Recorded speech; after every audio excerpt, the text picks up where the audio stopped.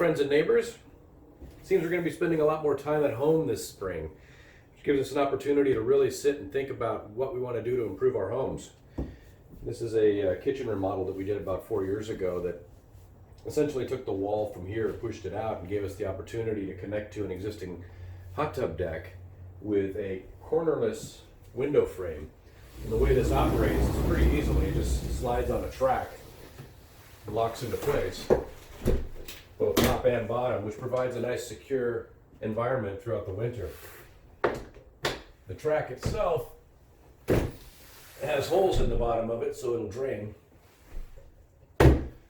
And once it's all put together, all the noise and the elements are kept at bay. I like to look at this opportunity and as a kind of a glass half full, and wish everyone out there a happy St. Patrick's Day, and hope we get through this all together. Cheers.